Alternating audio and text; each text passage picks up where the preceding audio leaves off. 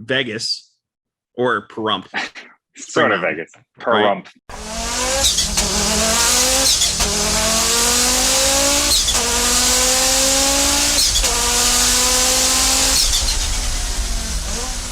So Ryan Compton, president of Audi Club. Thanks for being here. Yeah. Of course. You just got back from Vegas driving the RS3. So I want to get to that in a minute. But before I do, we never do this. There are never any ads in these podcasts. And for whatever reason, maybe someday there will be, but it's fun to not have to deal with that now. Regardless, I'm going to do an ad right now. We are currently giving away a 1985 Audi Quattro Coupe. We'll be giving away actually at the beginning of July. And it's we do these sweepstakes each year as a fundraiser for Audi Club. And this year is our first attempt at doing a vintage car. And it's pretty rad. I mean, not to do a double entendre there, but it's 185, so it's rare. I think they only sold like 75 or so in the US that year, give or take 3 or 4. This car has a 20 valve swap from I believe a 94 S. What would that be, an S6 or an S4? I can't remember. 94.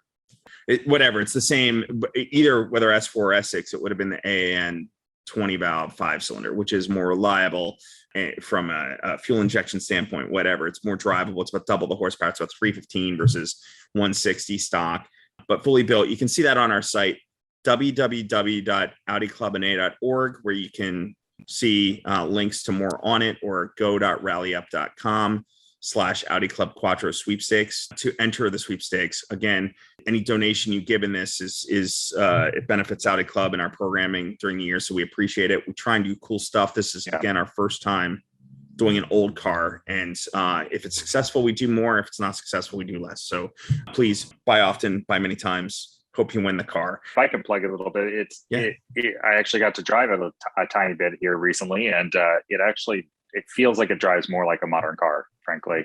I mean, it's still very engaged, but it leaves off. The brakes feel great that they put on it.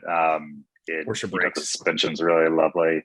There's a lot of a lot of thought went into upgrading this car tastefully in a way that makes it look sleeper, but is a very enjoyable car to drive. Yeah, other than the Euro lights, you'd be hard pressed to see that this is anything but a US spec original or Quattro. But it's got, like you mentioned, it's been totally gone through. So whether it was built about 5,000 miles ago, and it's the Porsche brakes, the fresh suspension, short shift kit, which feels way better than my original 4,000 shifter that I have in my own car, the 20 valve, all really well built, really well sorted, very thought through. And we go into that in detail on the website. We've also done a brand new set of Recaro expert seats in it in leather to match the original interior. It had the original seats were gone for some Recaros anyway, so we just went with some new ones, and then we just put the Porsche Classic head unit in there, which has like full CarPlay operation.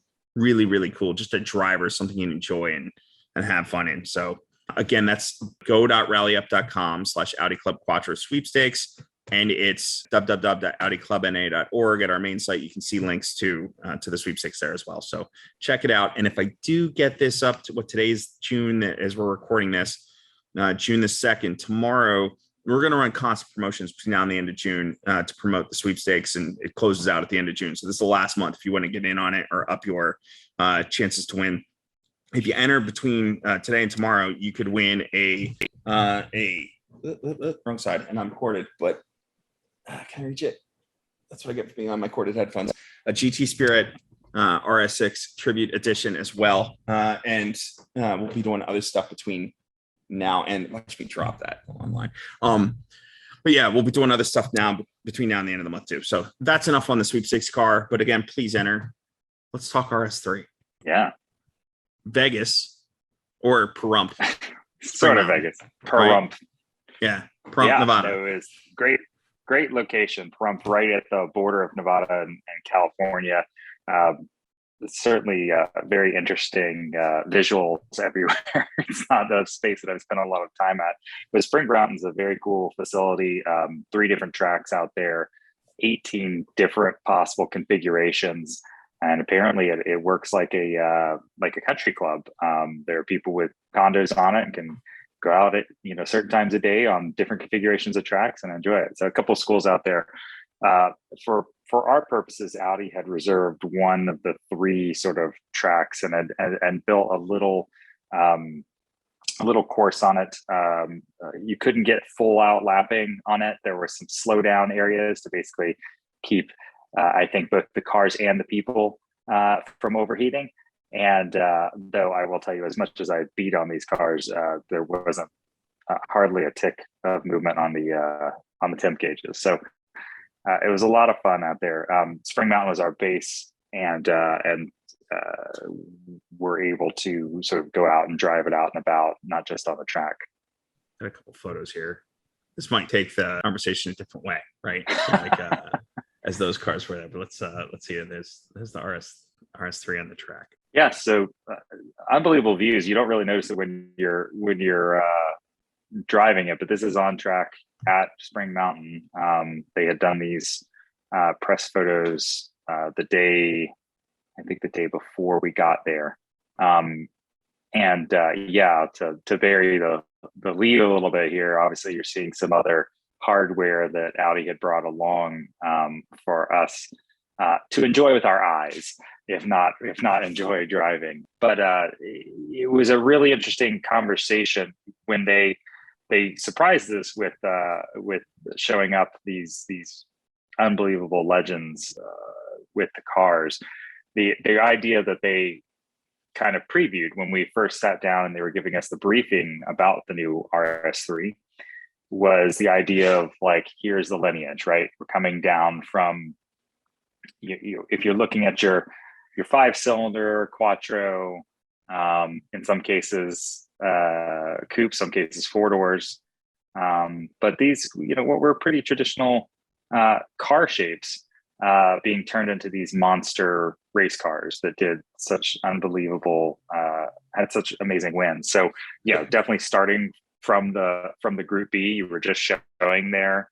Yeah, for the benefit of people who are just listening, for those really watching in the know on Facebook and other social platforms, Audi Tradition has 4 cars in country this year for use by Hoonigan. They're of course doing the Gymkhana stuff this year with Audi, and then and some other things they're hoping to do this year too. Will probably be at Monterey, but the cars, then these 4 cars that came in, there were photos of them at the airport. I think they went through Chicago O'Hare when they were shipped in. It's an A2 Group B spec rally car. That's a driver. I don't know if it has much of a racing pedigree, but it's one they regularly use. That's the one. If you can see the photo here, it's the yellow one in the back. And the next coming forward is an S1. Which if I can interrupt there, what you've been sort of naming your Quattro project. Oh, the project car, yeah. It's literally on the side of this car. Hamburg. Yeah, it says it right on the side of this car. I'd be curious if Audi Tradition knows. I've asked a couple people, so I have a shirt. I actually threw that I scanned it off the side of the car and like made a t-shirt out of it where it says Bad Hamburg, which is actually Baden Hamburg. It's a town in Germany, but I've had a couple Germans who are like, why do you have that on your shirt? Like, it makes no sense. So, well, because it was on the side of the rally car, and it kind of sounds like German, but Bad Hombre. I don't know. I just kind of dig it. But I don't know if that was a Walter Rohr thing. I think it was on more than his car, though. I don't know why they're on the car. Did they say anything, or do you know? No, not at all. Not at all. I pointed it out, and they're like, yeah, it's on there. I guess there's no real conversation about it. Just as a quick timeout, and you can edit this part, but do they, is the hooligan part actually known? That people know that the cars are, I think it's okay to leave this in. I'm not going to say anything that I'm not allowed to share, but the photos popped of the car. I think they were at one of the European airports in the air freight, and then they went through Chicago in air freight. Both of those photo sets made into like the small chassis Audi group, or like maybe pre-95, one of the bigger old Audi groups on Facebook. And Brian Scotto of Hoonigan kind of came in and was like, "You're welcome." Right. So he kind of confirmed that they were there. And so they are in country for obvious reason, or for, reasons we can guess, right? But Hoonigan is definitely filming this year and filming Gymkhana at some point through this summer or whenever. And these are in some point associated with them, but also here, I know from talking to Audi Tradition, they're going to use them for other things too, right? So they were able to get them here at the RS3 launch. So really quickly, Yeah. what would be an A2 Group B spec rally car, which is the yellow one, with a bad Hamburg on the side. The next one, which is of the traditional or Quattro era, is a Sport Quattro S1 E2. Probably the craziest evolution of it. Like the S1 E2 is most easily spotted. It's a short wheelbase Sport Quattro, but it's got all the wings and wedge shaping on it that had really more aero. Michelle Mouton kind of famously said, I think she did Pikes Peak with it. Without the S1 E2, without the aero, she did just the regular S1 short wheelbase. And when it got to the point where it was the E2, she was kind of like, it's a bit much. It's really skittish to drive. As I understand it, the nerd side of me is, so the S1 E2 you see here is the actual 1987 Pikes Peak winner, Walter Röhrl. If what I've heard is correct, it's actually also the 86 Bobby Unser car as well, but they just took it back and further evolved it for the next year. So the first year an E2 was run, or Evolution 2 is what the E2 stands for, at Pikes Peak was, so Michelle wins in 84 and 85, 86 is Bobby in an E2. Michelle just ran a regular Sport Quattro S1. And then with this one. So I think it was tube frame and all kinds of weird stuff going on in that car by the time it was done. This thing is bonkers. One of my favorite things on it, well, two favorite things. First of all, I gasped when I saw it. I was sort of like, oh my God, it's like my Lego car in real life. Right. The Chinese knockoff Lego one, of course, right. I'm talking about, which is quite good, actually. But second, it's really good.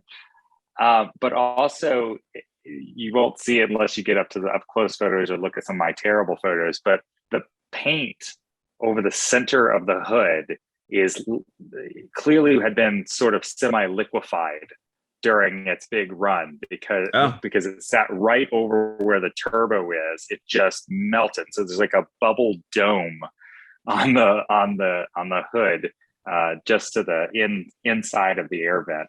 I don't think I have. I'm sure you're looking at the official photos. You'd have to look at my terrible photos to probably find it. Yeah. I don't have those staged, unfortunately. But yeah, these were actually the cars, right? So they've got patina and wear and, race damage or whatever on them. And that car, like I said, Pikes Peak 87 won it. The next car in this group photo is the 200 Trans Am, which would have been, I believe, 88. So the one and done season, they ran it in Trans Am, and it won. That's one with like Hans Stuck and Hurley Haywood, etc. That's the 44 car. I'm not sure if that's Hans or Hurley's car. I don't know if I can see it on the car. Both of their names were on that car. Okay. And I think Walter Röhrl may have run that season a bit too. All three of their names were on that car. And I'm wondering whether this is one of the like endurance, maybe it was a 12 or 24 hour, maybe it was one of those races, and it's all three of them, but I'm not sure. So they never did in Trans Am. It only would have been short races. And then, so here's the other similarity to the Quattros, right? Like the Trans Am was based on kind of a 200 chassis, like a road chassis that they then built for the race car.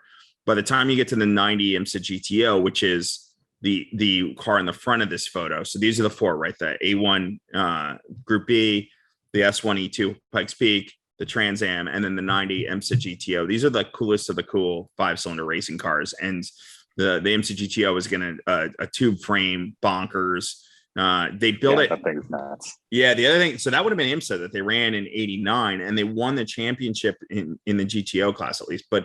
But interestingly, they didn't run Daytona or Sebring that year because they were fairly certain the car would not have held up. They were crazy fast. They make these amazing chirping sounds when they're off throttle and just really cool stuff. But yeah, the fact that those are in the US this summer is literally, at least you talk about 5-cylinder, that's the pinnacle, right? Like that's the also for those two cars, first time I'd seen the fan. Oh, the turbo fan blade, on the wheels. Very cool. Have to be removed for transport, by the way. It was very fun to see. And we were in TiVo. You must. I think you were there that year with me. I don't know. You must not have been walking around with us, but like, was it 2 years ago at Monterey? You talking about at Monterey? Yeah. When Zach Brown he owns one of these Trans Am cars, and he had been running it in the Monterey Historics that year. And Zach came back in, and they were prepping the car. And I remember we were in the shop as they were working on it, and they had the turbofans off. So they're like holding it. You can see the backside with all the, the kind of aluminum pieces that had been welded on, and just really cool stuff. But bonkers cars. Yeah. But so you're there to drive the RS3. So yes, probably ought to switch back to switch gears. And again, they saw this as a lineage thing, right? So you go from those cars, and then they say, well, then you have the first RS car, right? You've got the RS2, bring that heritage. Then again, the lineage coming down and effectively saying, like, here you go, here's your last remaining 5-cylinder Quattro car. Now it's left to be seen whether it is the final, but it's certainly last car standing, with the TTRS being sunsetted this year, and certainly the last one with the trick differential. The torque splitter in the back. So very interesting car, and they had a set of different ones for us. They had a set of them set up for the track, and a set of them set up for the street. And by setup, I mean literally just difference in tires. We did a road run on the normal Pirellis, your normal street tires, and then on the track. And this is one very interesting thing for the American market. For just $450, you can get Pirelli P0 Trofeo Rs, straight, delivered on Trofeo Rs for $450. Now, those tires are probably $450 each. So it's a nice little touch. Obviously not for ice, cold weather, severe weather, anything else. But gosh, or longevity, right? They're not going to last forever. They're DOT, but they're 200 tread wear. So think like those are the kind of tires you might use in an AER race or something, right? Technically DOT, but not going to last forever. But I will tell you, heck of a good track tire. Really enjoyed it. What you're showing here, just as a little minor aspect while we're looking here too, 2 wheel choices. What you're seeing here is the matte black wheel, and then there'll also be a matte black with some silver accents. Those are probably on the yellow car, if I had to guess. Staged here, so to that quickly. But you're also seeing a number of things. I will tell you what's interesting, and this is going to be the lead in my story, but effectively, like, congratulations, America. We finally did it. We got the better of the cars for the worldwide market. We get the fastest and loudest one. We get the highest horsepower of any of the RS3s in market at 401 horsepower. We get something like 8 more than the Europeans do. And that's on tuning. We also get the loudest RS3 because there's some sort of particulate filter that the rest of the world has to have, but the US market does not have. So you get more of that great brash sound. I'll tell you too, the sport exhaust, which I think is an option, is the thing to get. All of the track cars we had, I think maybe even all of the cars that they had out there had the sport exhaust on it. And unlike in past, where the bypass was on or off, it's actually variable. And I believe, and I didn't get into setting this, so forgive me if I'm wrong on this, but I believe an individual, you can actually set how much exhaust sound you want. Plus, I think it also is based on setting, the tip-in point at which it opens up and frees up is different. But God, it really does sound. I mean, I have not had the benefit of owning a number of 5-cylinder cars, so it's a bit new for me. The best way I could think of it was like, it sounds a lot like the V10, the R8 V10, but less screamy a little bit. But is such a cool sound. I mean, it's almost, I used to work in a Harley dealership, and that sort of guttural bumbling sound is almost and then when it gets up on at high RPMs, it really sounds great. Sorry, I'm sort of scattered on this. Where do you want to start with it? Well, first of all, I did check the photos. So I don't have a shot of the two-tone wheel. It's basically the same wheel, but like with a lot of things like on RS6 and RSQ8, you can do the monochromatic, which I guess is just black, right? Or the two-tone black and silver. So I guess the where I would go is, we know, let's see here, I have, and I can share it. I don't know if it's out there yet, probably is, but the order guide, they're starting it at 58.9. It looks like of the cars on site, you had, one of them was optioned up to like 70, I think. So some of these packages. So you got a lot of your traditional stuff, but a couple things to note. I will say that one of the options that all of them had was the Dynamic Plus, which puts your speed limiter up to 180, which is pretty intense. They also, I think all of them had the carbon package on them already. So that's another reason why you saw that pricing get up there. The Sport exhaust was on all of them, which was great. I think that's a must do. I think the Trofeo Rs are great if you're going to do tracking. Me, I can take or leave a carbon package. But the design package is interesting. So in that, you can, let's say, for example, if you get a Kyalami green car, that's a no-brainer as far as I'm concerned. Right. Is you get the RS design package, and there's a lot of great looking bits inside. The seats are ringed in it. Its stitching is green, but your choices are basically black, red, or green. Okay. Black being nothing, black being no package, and then you can do a design package in green or red. So it looks like, based on the guide, it's seat shoulders, like you mentioned, wrapped in green. Center of the bars for the air vents in green or red. Alternatively, I'm just looking at a green-based car. Mm-hmm. Floor mats with green stitching and RS logo, green edging on the seat belts, carbon inlays, and center console trim and high gloss black. So just a cool look. Yeah, if you watch if we post up any of the videos I did in car, you'll see them easily. I mean, they're all over the place. I'm trying to see here the green cars. So we did not have. So we did have. Let's see, the Kimura gray car that I was driving out had the package which has the black roof. Yeah.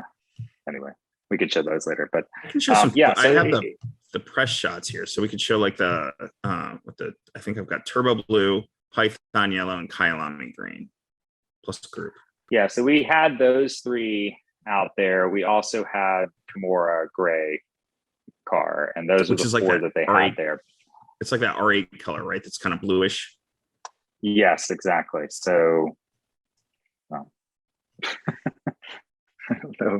There you go. So you can see that. Oh, here, am I sharing? No.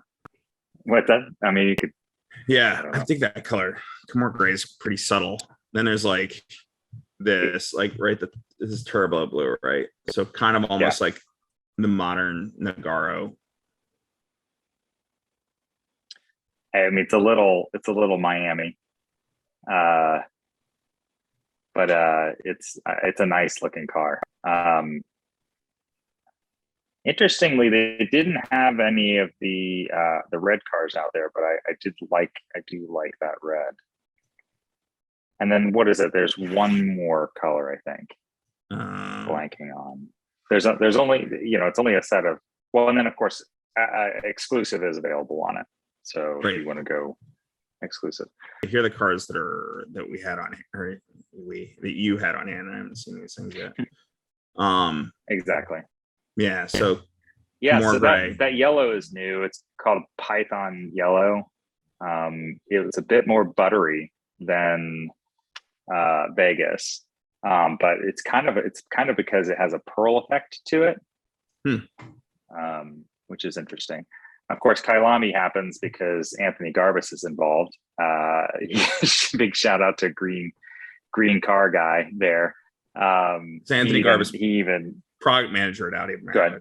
Product manager at Audi America. So he even checked it himself to say that, you know, the green car thing, he's trying to make it happen. Started with Sonoma Green RS5, which of course is like one of my very favorite colors. So I appreciate that. So tell me about the event. You guys, they had you into Vegas, and then you go out to Pahrump for Spring Mountain. And Spring Mountain, for those people, I know our SoCal chapter does an HPD or two there a year. I think they were just there maybe a few weeks ago, maybe a month ago. Okay. And they had you guys running, you mentioned on-road. There are effectively 3 segments, if you will. So we got there, I was in the second wave of journalists / influencers. And effectively we got there, we had a little briefing about the car, walked through some of the specs and the background and how some things worked. And then half the group went and did road driving. So effectively here, show you, starting in Pahrump, went through Death Valley. You can see, you can go up to Death Valley Junction there, and then down to, was it Shoshone, which I'm sure I'm saying incorrectly, but effectively over the hill into California and back. It was about a 2-hour drive. Lots of interesting scenery, lots of flat land for uses in ways which were discouraged, but were enjoyable.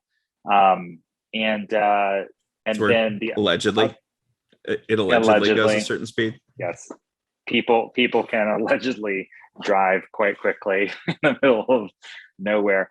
And just to give you a few points on that, I mean, the car is just like a freight train. Like it didn't have any hesitation. It was 104 degrees out there. I was, and quite frankly, just like motoring along, it actually is, it has 2 distinct personalities. Just driving it in, you know, whatever automatic mode or whatever, it's tame. I mean, it could be an A3, it could be an A4. I mean, it's lovely. The new suspension in it is way better than the mag ride that it used to have. Is it? It's comfortable. Yeah, it moves along, you know, and it's just very easy to drive, very comfortable. You could click off miles on this thing. It's not like some super aggressive. I mean, you know this with the modern RS cars, they're built to be tourers too. So it was very comfortable.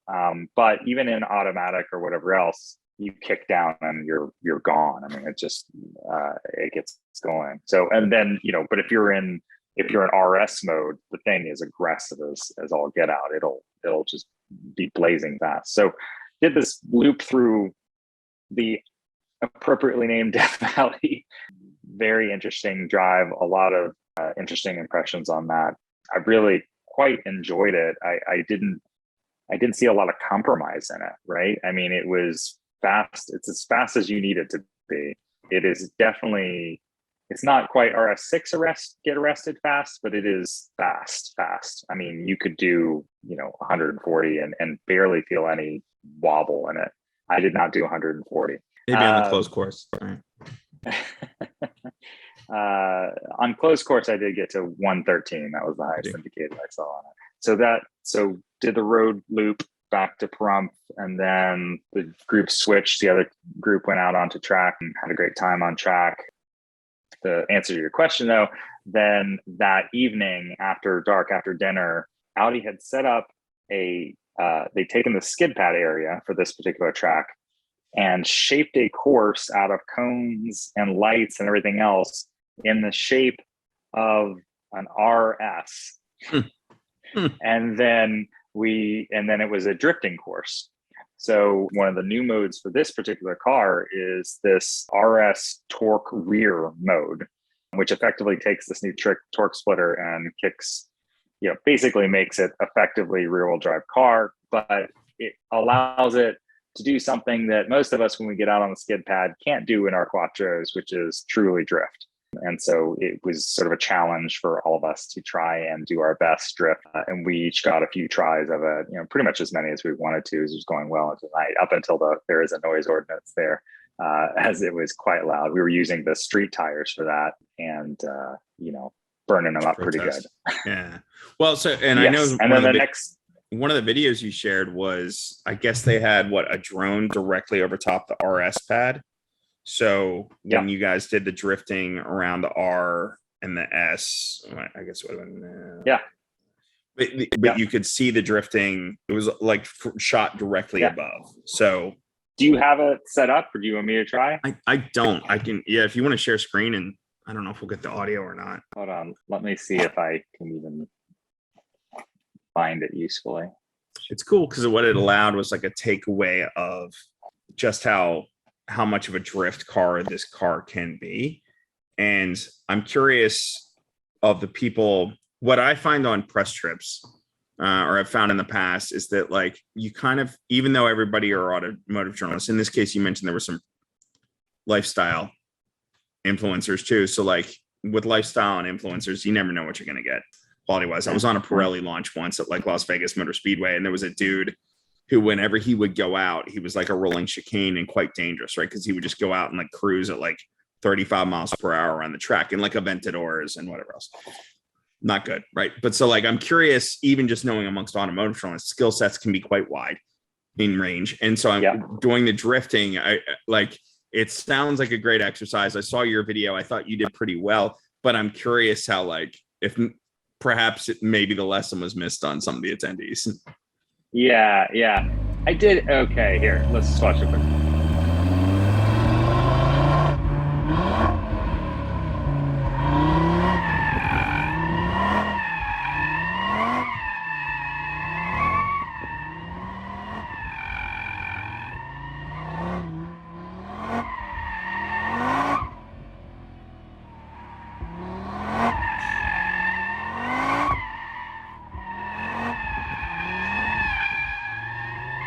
Now it's too bad that it cuts off there, because there is actually a long straight here that I was doing fishtails all the way down. Oh, were you? So we didn't get audio, so I'm curious for the audio folks, but like it also looked like it was like yellow smoke coming off. So were they those tires that like will?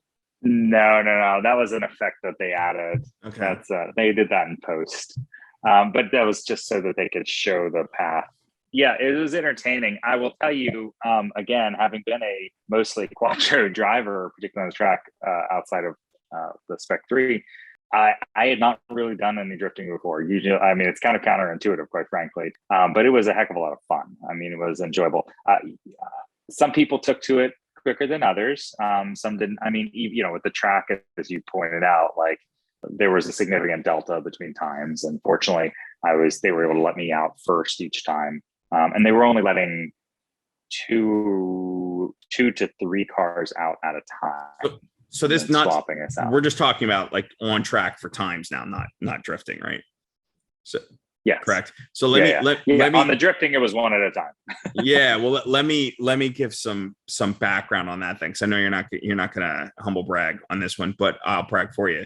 So one of the reasons I was happy when I saw there was track time on this event, we were happy to be sending you on this event, because you have a lot of experience, both in your own. You've got a race prepped Mark 1 TT, so a Haldex car to begin with, but clearly very different from this car. Even though you have, you have serious aero on that car, et cetera. It's your track car, but you are you've been event master, you've been instructor and in Audi Club's own high performance driving education system. So like as part of the Potomac chapter, you've got a lot of track experience to begin with. So putting you, I don't want to say you're a ringer, but putting you as our representative on track. Well, I'd like to think I could hold my own if I were in that situation. I certainly don't have the experience you do. And so they put you out there, and I think they logged times, correct? They did. They didn't tell anyone they were doing it the first day until we actually went out to do drifting. Then they mentioned the times. Okay, and of that time, now again, you had a mix of people, but like some serious magazines represented, like Motor Trend was there. Yeah. So like I won't say who, because I don't want to, but like at the same time, because they're good folks, all of them. But Yeah. what was your time in the rankings compared to everybody else in your wave? Well, in my wave, I had the fastest time by about 3 seconds on a minute and 13 or 15 seconds. No, mine was a minute 15 in that first day. And so then I had it in my head to go in the next day to try and chase down Matt Farah's time. He was the only person ahead of me. He was not there when he had been there. He was wave one. So wave before, he had the fastest time in wave one. So I thought to myself, I'm going to get out there and chase down his time. And then I thought, maybe I should actually just get some video for the club instead of spending my time trying to beat someone else's time. Well, the competitive nature, though, it's nice. Yeah, not a race, as it turns out.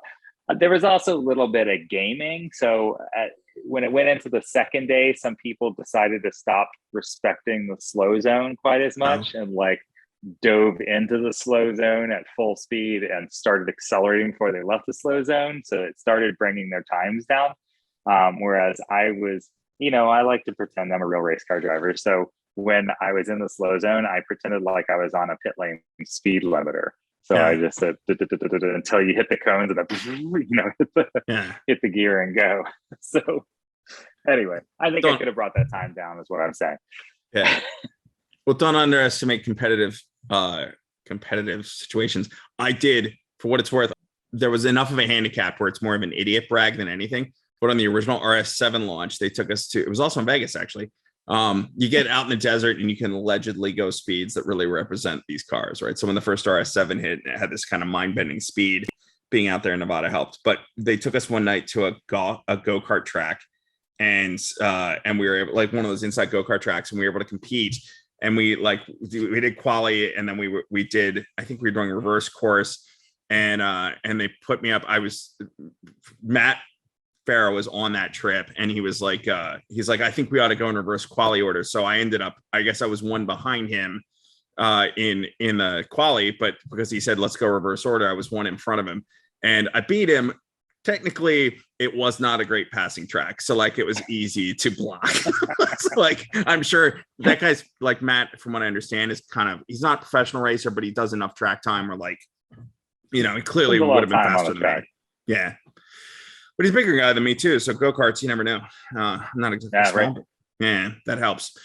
So anyway, but so you got the fastest time there. Bringing up Matt though, I'm going to go to a place that because I know there was a bit of a controversy with Matt and his interpret. If you listen to his podcast, The Smoking Tire, he kind of talked a bit about the RS Sport Differential that's standard on all these cars. Correct? Or is it an option? Do you know? For the US car, it's standard. Okay. And what that there's a lot of stuff that they selected when they did the package here that maybe might have been optional, and the basically I think it's the performance spec, maybe the RS performance in Europe. That's effectively what our car is. Okay.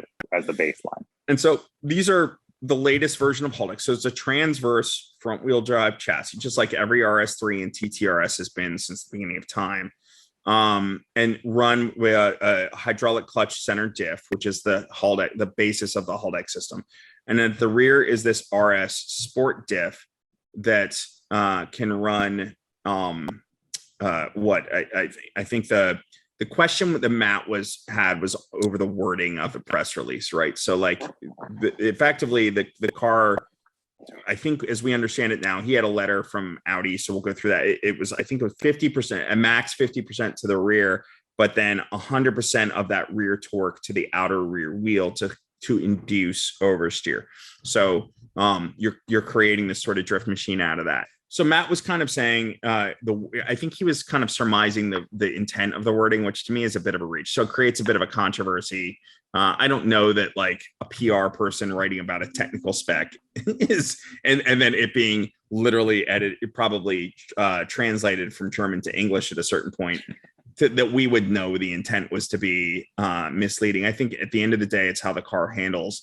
And if it does what is expected to do. I personally never thought a transverse, M MQB car would be a rear wheel drive car, right? So yeah, this car is not a Mustang, right? Yeah. I think there's a couple of points that I would say right away, which is, first of all, the intention of this new device is not to make you a drift hero, right?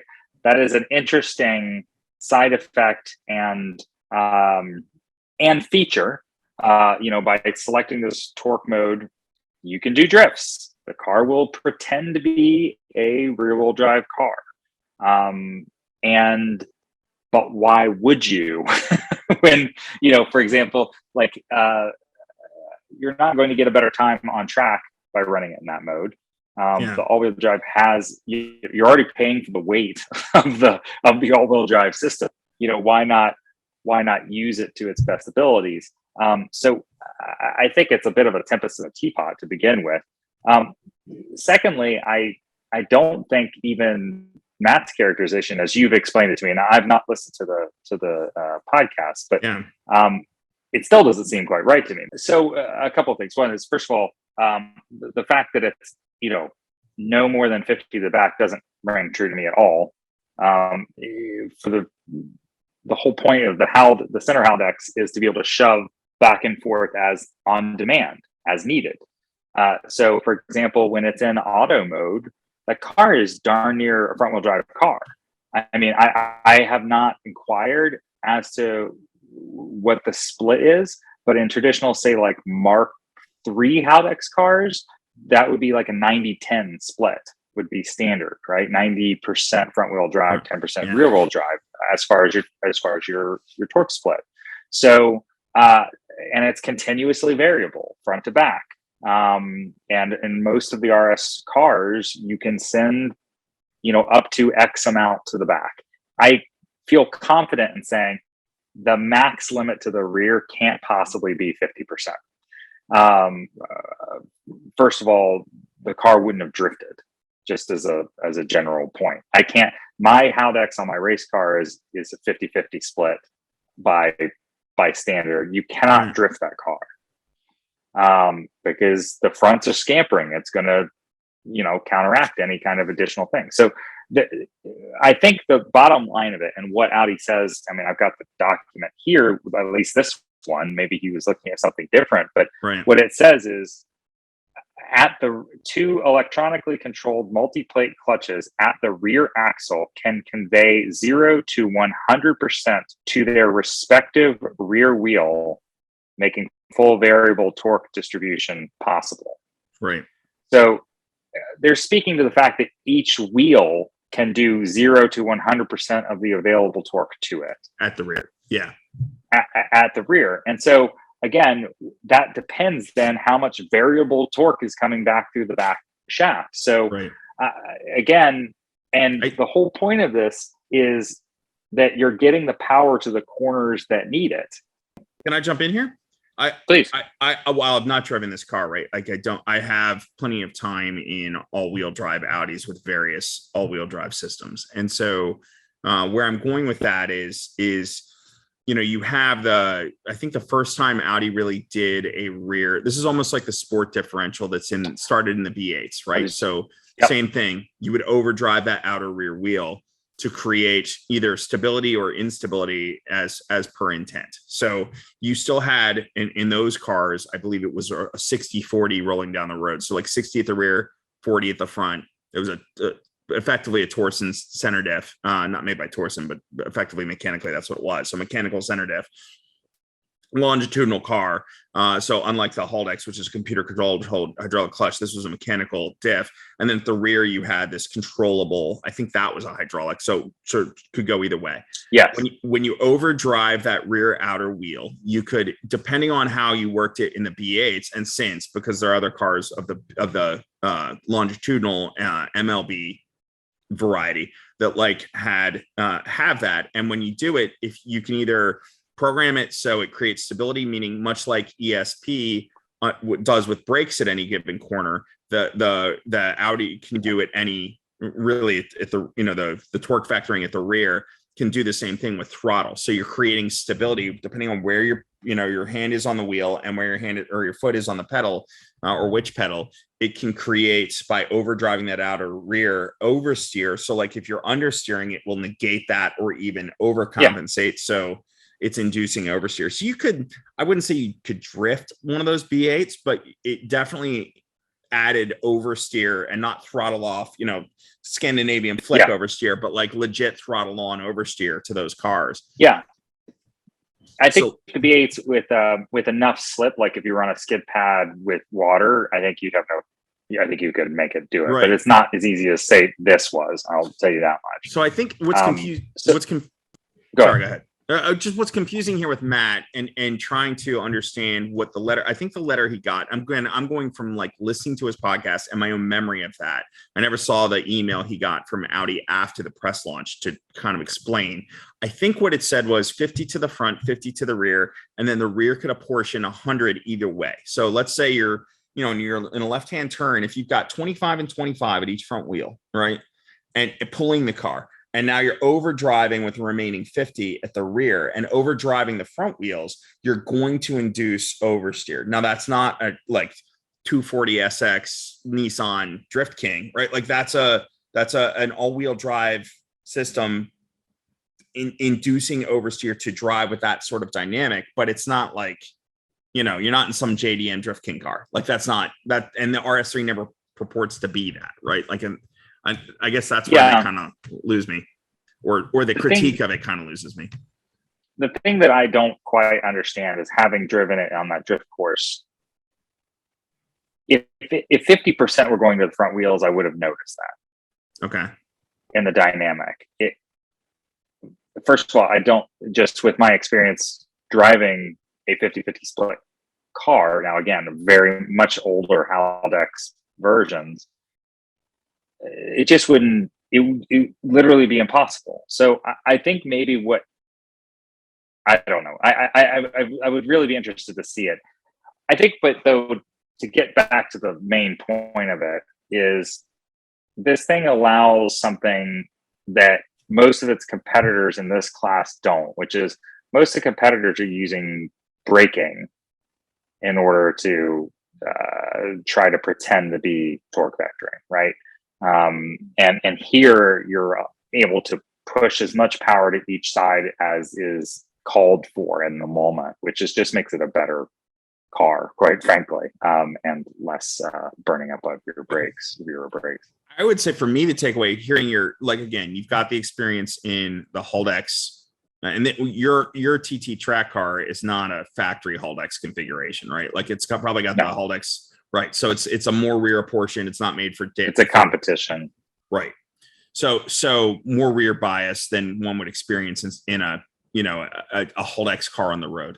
And so the fact that, like, if you've got this firsthand experience in drifting in the car, and you've got plenty of track experience driving a competition spec Haldex on the track. So like if it is, here's where I'll leave it. I wonder if something may have been lost in translation in PR's response to Matt and not being engineering in Germany. And so maybe there's some incorrect communications going on a technical level between the two.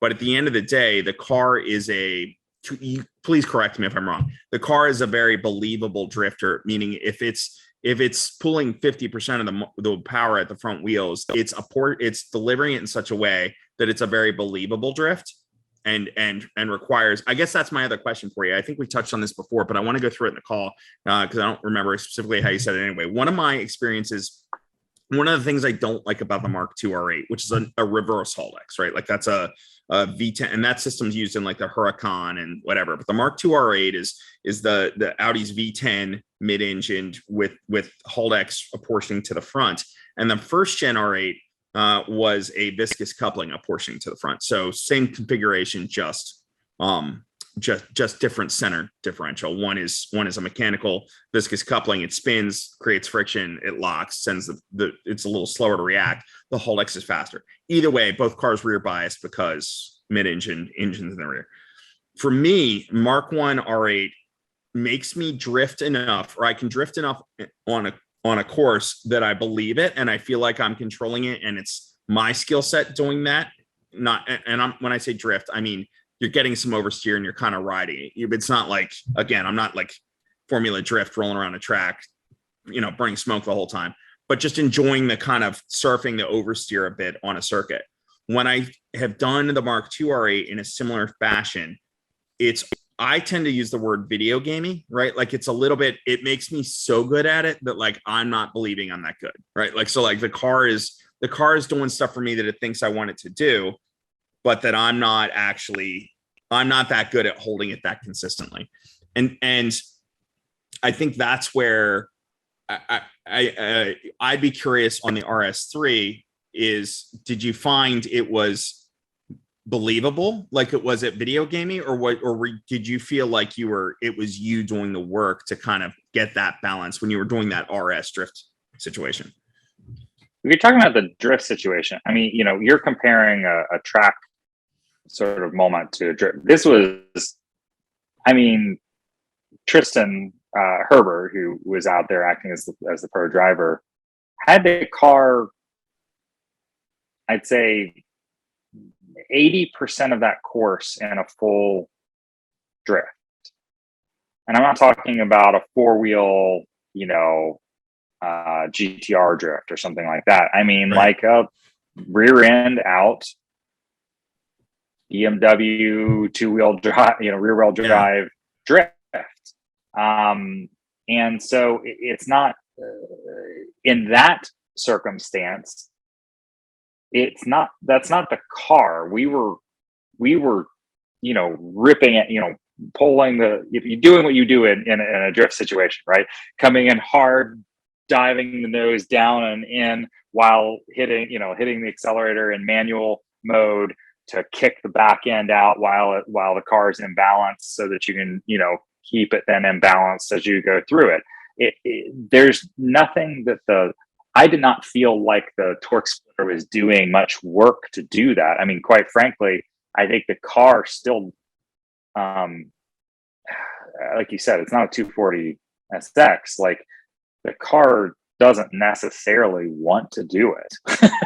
Yeah. So you're able to easily override it. And I'd say that's one of the interesting dynamics of this car is that it doesn't drive like a lot of the, obviously, like you mentioned before, like I sit right seat in a lot of Audis and a lot of stock Audis, quite frankly, at our track events. And this car doesn't drive like I would expect it, any of those other cars to do.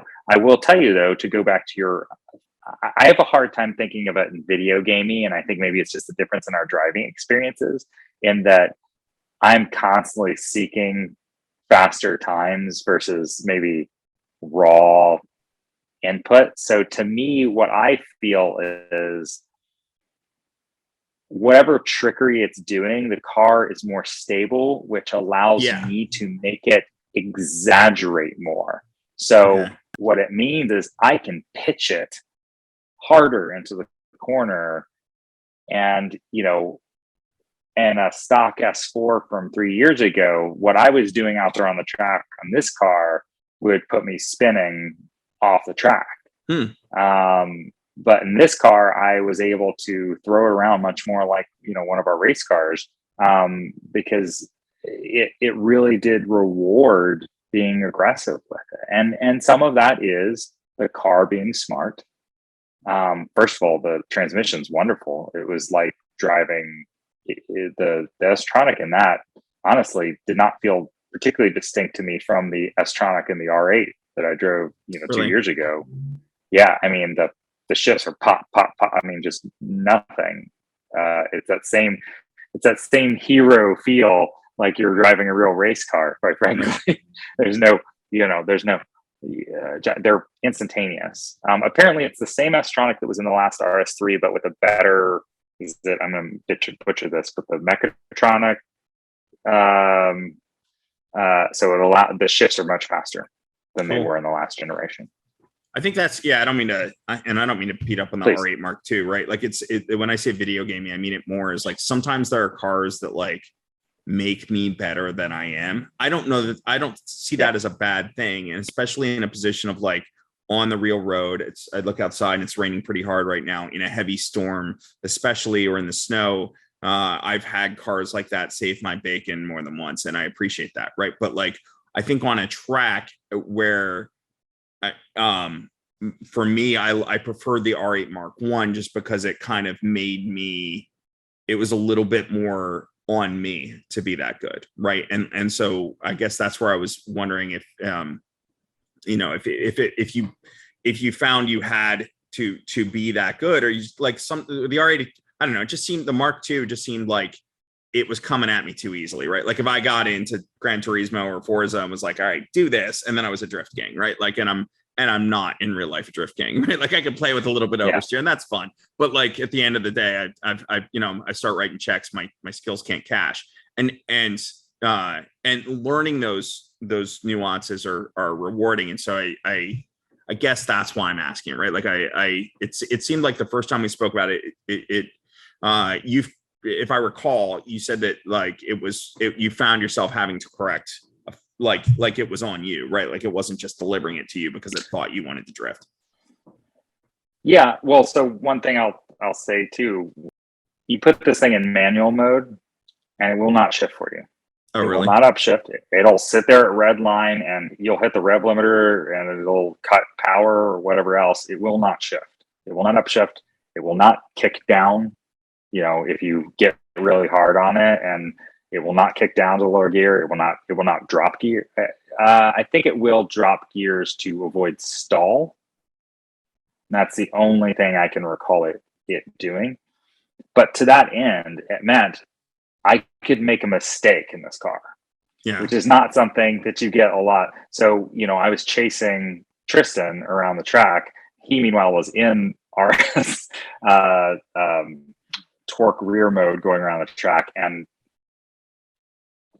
you know, it was getting loose. Yeah. It was getting loose. It was not fixing it for him. And even in RS individual, a lot of the ESC is automatically off, like, and you know, it's on you to save the car. And to that end, like, you know, I might miss a shift. I've ruined one of my laps just by, you know, missing a 3-4. So it's the car. It doesn't feel like something where it's like intervening a lot and causing, you know, it was not boring to drive. Let me put it that way. It was definitely something that allowed me to really throw it around. And yeah, was it maybe making adjustments? I mean, that rear torque splitter allows me to be more quick around the friggin' track, right? To me, that's the I think the pinnacle. Well, you know, the way this car was explained to me by somebody internally was that, like, we know it's probably the last RS3, and so we threw a party, right? Like it was, we're gonna make the coolest, you know, throw everything at it and go the whole way, because we want to sort of go out with a bang, right? Like that this car is, before the electric transition happens, this is sort of the pinnacle of them. And, you know, who knows how that may, whether or not that continues or may come to be the last, but regardless, they wanted to be that good. And I've heard very good things about it. So I think that's where, to me, it's like, I don't expect it to be a 240 SX or E30 drift car, right? Like or a Miata or whatever.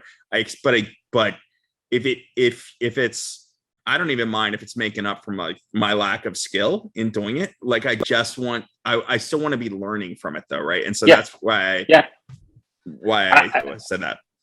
I would drive this car on the track. Like I would enjoy it. It was, I mean, you know, obviously we're never satisfied with every single component of it. It's still a street car. They still have to make it legal for street and everything else. There's still a few little things, but I will tell you, it's the least compromised stock Audi I think I've ever, really, outside of the R8 world, that I've ever driven.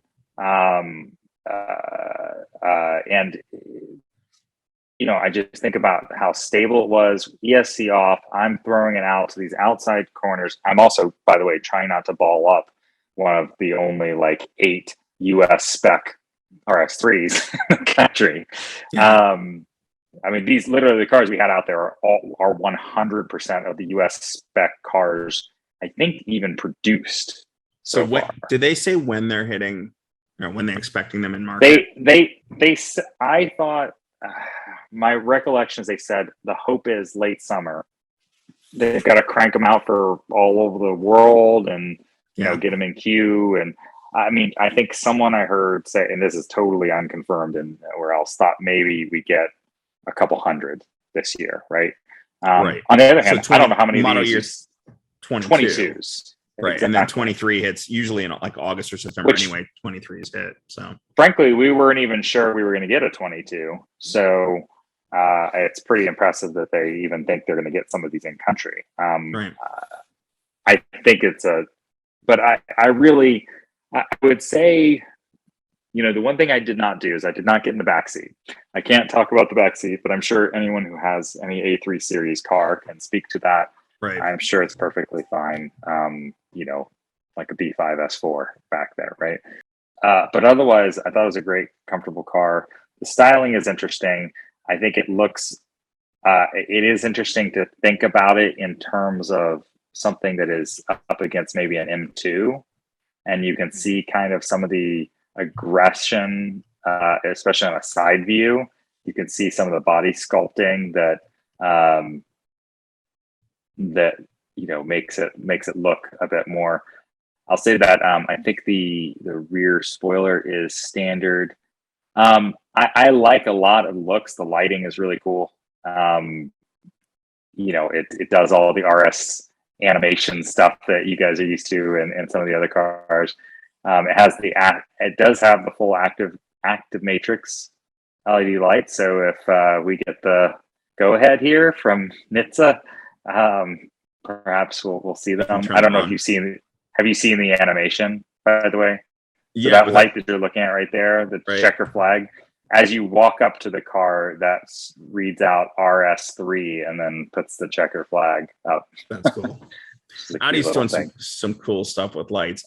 I'll tell you, where I'm at, I think what the challenge for Mark Lichty and the Audi design team is like where we are today with production and the capabilities of these manufacturers and the sort of modern cars in a lot of ways have become very cartoonish, and particularly a lot of traditionalists in the Audi brand may harken like the old Bauhaus era of like, you think of like B5, which was pretty simple, or B6, which got a bit avant-garde, but still very kind of understated and subtle in the delivery.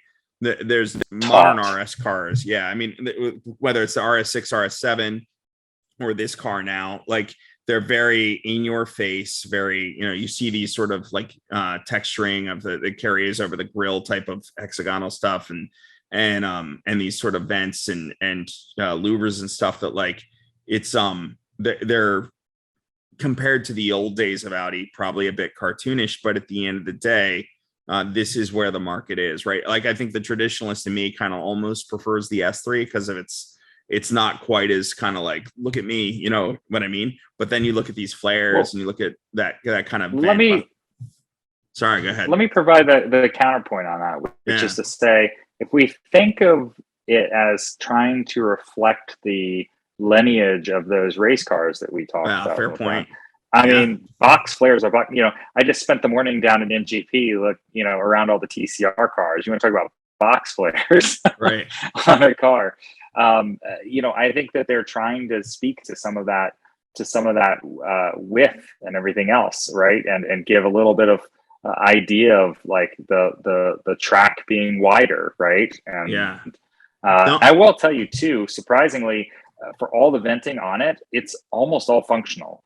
Having sat next to that car in 104-degree heat after running the heck out of it, the thing has to use all kinds of air. It's got to gulp air like crazy. Every one of those things, unlike a lot of modern cars right now, those huge side vents there are totally functional. And most of that front grille is actually open and usable. So there's not a ton of blocking. You can see sort of where maybe the crash guard is. Yeah. But let's talk about the front a little bit, because I think this is divisive. I'm glad you're showing that. If you can go back to that picture. Do you mind? I'll jump to the here we go. Do this because we can get it tighter on it with better lighting. There you go. So when you get here, you can see all the texture.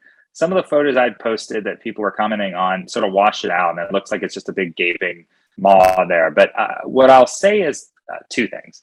One is, I think maybe my one critique here for this design of this car is part of it is the black optic package, which they decided to put on as default in the front here, has created more black space than is necessary. I kind of wish that there was an option to even just frame the inside of the large grille with a strip of chrome or something, right? And I'm sure the aftermarket will take care of things, but to just differentiate it a bit more. When you get up on it, you can see all the different textures and it seems much more reasonable, but it washes out. Here's the other point I'll make though. I wonder whether Audi is inuring us to what electric cars are going to look like in the front. I don't know if anyone else has noticed this lately, but there is a lot of huge black space or empty space, negative space on the fronts of a lot of the new electric cars. Yeah. Or even, GT. Your Toyotas right now look like this, right? Well, the e-tron GT has that sort of that same. You see how so much of the fascia, the front fascia of this car is black, and then you have the grille. And on the e-tron GT, you have this sort of reverse, like instead of the grille, you have a shield, which is textured that kind of looks like a grille, but it's color matched. And so they did on this car, then that would be green, right? But it kind of breaks up that big, just black space at the front of the car. I agree with you. If this were green, like we're looking at a green car now, if this were green, it would look much more like the nose of like the RS6, RS7, and would be probably much more cohesively of that family. It almost looks like, with the RSQ8, they have similar like that big black area, and it's carbon. They can do some accenting. I don't see any carbon on these. Maybe that's an option at some point. Yeah. So the other thing I think will help immediately is just some chrome rings. Yeah. Going black optic on the rings there, it's just another space. And look, me, I love my black cars. My Q8 is black over black optic.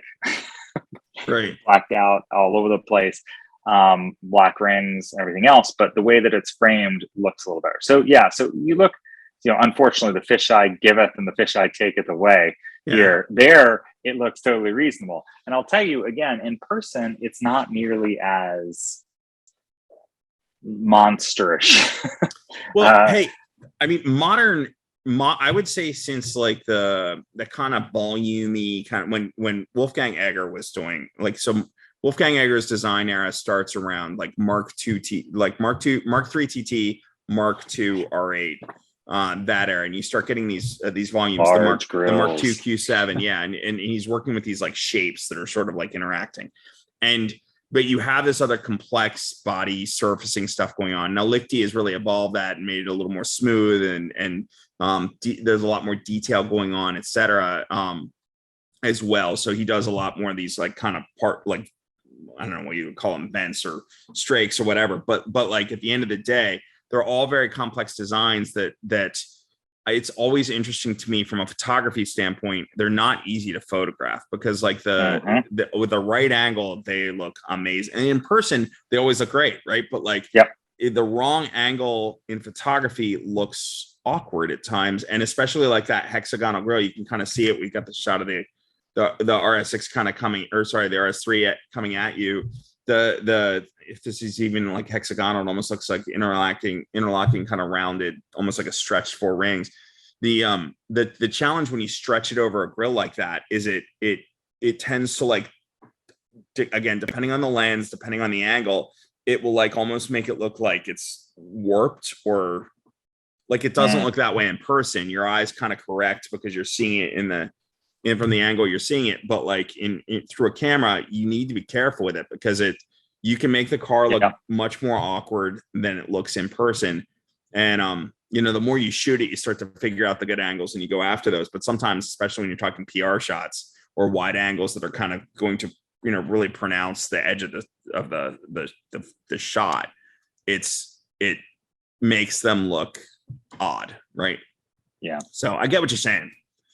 Yeah, no, I think people give it a chance, and I think honestly, a little bit of aftermarket will take care of this problem. I'll tell you, I think you're spot on with the race car thing too. Like he always says, like Trans Am and GTO are kind of like his favorite cars of their heritage.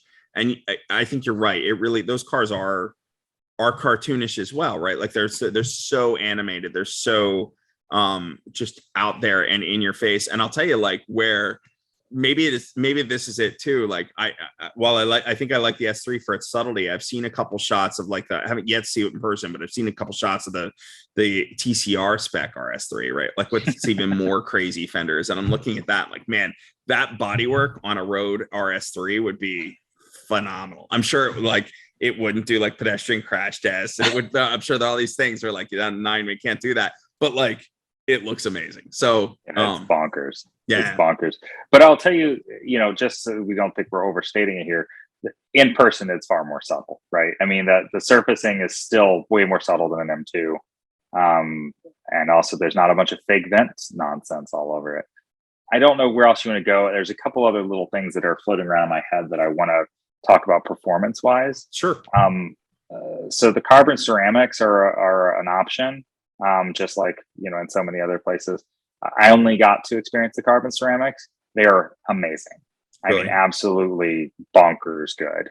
I can see why people like them for the track even. I'm sure it's really expensive to run them as consumables on the track. But wow.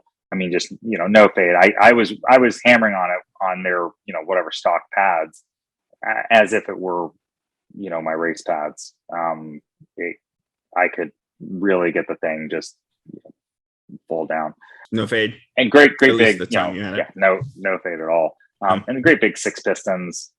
I don't know if part of the reason why they had their little slow down chicanes and stuff was to sort of give the brakes a little bit of a cool down and maybe cap our top speeds in some of the straights, so that maybe they weren't, hammering it. And given that the car was getting run all day long with a bunch of people driving it who don't own those cars. So I think that was, it was really good. So I really, really like those. I mean, you can also just get the seals. It's the same caliper, still 6 piston, really, really solid. I want to give a shout out for the DCC, the new dynamic control system for the suspension. It was comfortable when it needed to be comfortable, and yet on track felt great. Certainly head and shoulders above any other sort of stock car.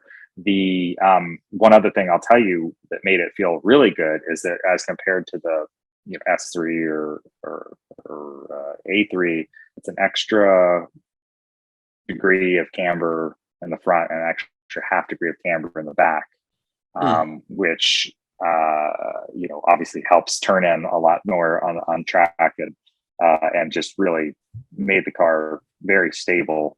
And even like straight line road at high speeds, the car tracks perfectly straight. There's no drama to it at all. Really very interesting car to me. I mean, I was sitting there thinking to myself, do I need one of these? I feel like this could be really fun to have. I'm also worried. I live in the state of Virginia, and I'm quite worried that I might end up in a night in jail if I got one of these.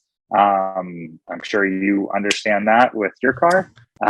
So for the record, for those who don't live in Virginia, it's not fun for car enthusiasts. You were, as I understand it, you as a Virginia native or resident get billed if you get pulled over speeding. The fine is higher for you than it is for me as a Pennsylvania resident. But you also have car tax, and you also have 20 over is like, I think Jalopnik famously on a Camaro launch ended up in jail. But I got pulled over in Lower Virginia I went to pass a truck who was like signaling for me to go around. So I just jammed around him in an A7 just as fast as I could, got back in and let off gas. And it almost seemed like it was like a trap, if you will, because like a honeypot, because here comes a police car the other way running laser. And he got me, and he gave me a summons, and I said, what does that mean? And he said, well, I'm doing you a favor because I could be taking you to the justice of the peace right now and impounding that car. But instead you have to come back and stand before the judge and, whatever. Yeah. I mean, if I remember correctly, at 20 over, they can actually cut up your license on the spot. So anyway, Yeah. yes. So it's certainly a concern. And yes, as you point out, jail, spending a night in jail is a total possibility, particularly if you get pulled over on the weekend. Yeah. I think you might spend the weekend in the jail. If I remember correctly, it was Patrick George. He used to be their editor in chief, and he was on a, like, I don't know if it was a ZL1, but it was a Camaro launch, and they were down there, and yeah, he ended up in jail. At least he got a story out of it, I suppose. Yeah, but exactly. Yeah. Yeah. So anyway, it was very, very pleasant to drive, and still, very capable. That's fantastic, man. I appreciate the input. I think we're beyond the embargo, right? The embargo was up yesterday, yes. So we can run this at will. But we'll have a further write-up in the next issue of the magazine. I know you're working on that, and probably some of this the photography we've been showing you in this podcast will be in there. Is there anything else I can answer? How's the interior? Because I know, like, the first A3. So when they came out with the first A3 sedan, which would have been the second A3 here in the US, the intent was to make it a B5 package, right? Like, so the old B5, A4, S4, RS4, which is the first A4, it was this kind of magical size that was luxurious but relatively manageable size wise, right? It wasn't getting as big as some of the modern, like RS6 is just a big car, right? So so this is, I think, about that same size. My beef with the old A3 and RS3 is just, they almost went, as much as I was complaining about the simplicity of, like, yearning for the simplicity again of those old exteriors, the A3 was almost so streamlined inside that it was like almost too simple, right? Like, other than that cool screen that raised out of the dash, it was very, very streamlined. So this car is virtual cockpit. It reminds me, I mean, it's very similar to my Q8 and your RS6 interior. The screens are the same. All the controls are, just like ours, full CarPlay in that. I will say that some of the controls are still switchgear on the dash. These seats are fantastic. They're very good bolstering, but also comfortable. So I'll say, good things about it. Yeah, you've got the sort of the length, you're taking that the long venting, just like in some of the modern Q8s and everything else. It's super nerd. Do you know what it harks back to? I do, but you go ahead and tell, because C2 5000, the boxy one. Yeah, exactly. And I get to see the one that's sitting in a pile on your floor. Yeah. So did they not include much more? So you can see, it's a pretty standard switchgear, comfortable place. The steering wheel is very nice. The Alcantara is very nice. Yeah, plenty. You actually have the nice doors, like our current generation. You can actually put water bottles in the doors. Useful. I saw some people complaining about the gear shift, but it's fine. I don't understand what the story is with it. It's almost like that little thing, like what they're putting in the 911, the kind of DSG 911s nowadays. Yep. I mean, all you're doing anyway is just pulling it back once to throw it into drive, right? If you want to go into manual mode, you do that on the steering wheel. I mean, let's be frank. A shift knob looking thing for a DSG car anyway is a bit of a prop, right? Like, it's pointless. It's not really doing that much. I still like the aesthetic of it, of the shift knob. Like, this is, I think it's more the further it gets from the purist car, right? Like, the purist in individual may miss it, but when you have cars like the 911, or like a lot of the modern Ferraris have shifters, like, it doesn't get much more sporty in market or authentic in performance cars than like Ferrari or Porsche. So, like, it is. Well, at what point are you just holding on to nostalgia for nostalgia's sake, right? Right. When you have progress, again, when the manual shifting is done on the steering wheel, why do you need a shifter? Like, at least it makes sense where you pull it back for drive, right, and push it forward for reverse. So, they are trying to pay attention there. But I felt that the interior is very nice. I didn't feel like it was down market at all for being, again, they point this out. This is the entry this is the accessible car, right? This family of cars, the approachable, exactly. And this is the RS version of it, right? So as you can see, the big difference between, say, ours and our cars and this is you don't have the third screen below the main screen there, right? And so you do still have push buttons for a lot of the HVAC, for example. I don't mind. Push buttons are, no, it's fine. Yeah. I mean, look, I love the screen on mine. I think it's actually the best iteration they've done of it. But here, this is super useful. You can do it with without looking down. I mean, it works great. One other thing I want to plug for, this is random, but the accelerator, the weight of it feels great. Like it's really, for being, everything's drive by wire, right? It actually has resistance to it as if it were somehow mechanically connected. And actually, when you go all the way down, there's a little indent at the very bottom once you're on like full wide open. And it's really quite a good feel. Pedal feel for the braking was great. I mean, I really enjoyed driving it. It's a rad car. Hopefully you run the launch, but I'd love to try and, I don't know, see if we can't get our hands on one of these for a week to just kind of get a little more daily life in, or for sure. We'll see. But but very cool car. We're trying very hard to procure one for the sweepstakes. We'll see if that happens, or maybe something else. But it's such a cool thing. So all right, Sarah. I think that's it, man. I appreciate the time and you going through the trip with me. I understand you got to spend some time with Garbus and some other of the Audi folks out there.